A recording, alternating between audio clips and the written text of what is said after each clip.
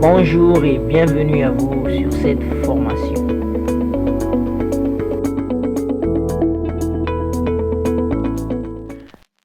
Toujours sur notre formation Apprendre Photoshop en 5 étapes, les amis. Maintenant, nous allons parler de la présentation de l'interface. Effectivement, nous ne pouvons pas travailler sur un logiciel si nous ne maîtrisons pas son interface.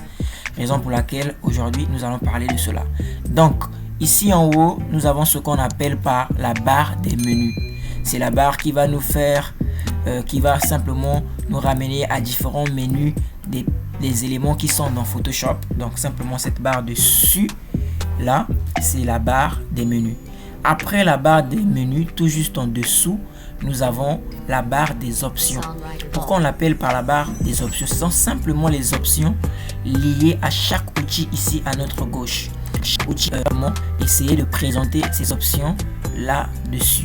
Donc après la barre des options que nous venons de présenter, ici à notre gauche, nous avons ce panneau outils ou encore la barre des outils. Donc un petit rappel, Photoshop c'est comme à la cuisine. Chaque outil a son rôle. À la cuisine, si vous voulez couper, effectivement vous allez faire appel à l'outil qui sert à couper. C'est la même chose ici dans Photoshop. Si nous voulons déplacer, il y a des outils qui vont nous servir de déplacement.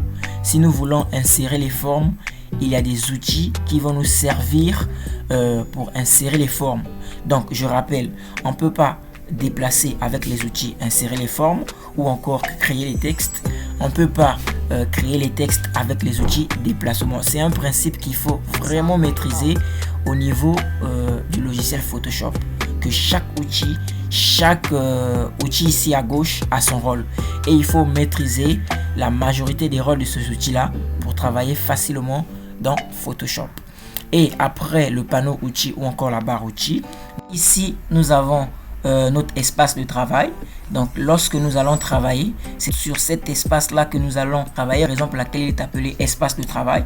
Donc tout ce que vous allez faire hors la zone de votre espace de travail, ça ne sera pas considéré dans votre affiche. Donc l'espace de travail il est là. Tout ce que vous voulez travailler qui sera considéré en visuel, c'est sur cette partie blanche que vous allez l'utiliser. Après, tout ce qui est là, on l'appelle simplement le panneau flottant. Pourquoi on l'appelle le panneau flottant? Parce que de temps en temps, il peut se déplacer. Vous voyez, il reflète carrément son nom. Le panneau flottant, il est là. Donc, toute cette barre-là, il est appelé le panneau flottant. Et dans le panneau flottant, on trouve encore certains éléments qui sont vraiment très importants et très utiles. Prenons par exemple toute cette barre. Il est appelé la barre historique. Pourquoi on l'appelle par la barre historique?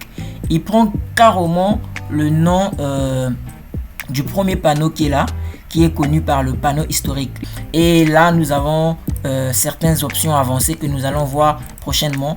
Donc, ici, nous avons le panneau historique, ok, à retenir.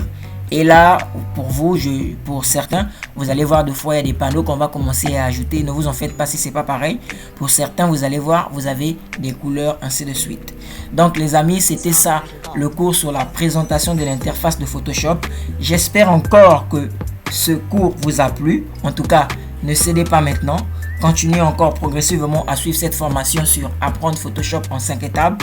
Et n'hésitez pas déjà de donner dans les commentaires vos impressions par rapport à la formation. Ça me permettra moi aussi d'améliorer un peu mon travail s'il y a des erreurs ou encore d'ajouter quelque chose supplémentaire. Merci encore les amis, une fois de plus, merci. N'oubliez pas de vous abonner, d'activer la cloche de notification et rendez-vous au prochain cours là où nous parlerons des outils et les outils de base de Photoshop. Ciao, ciao.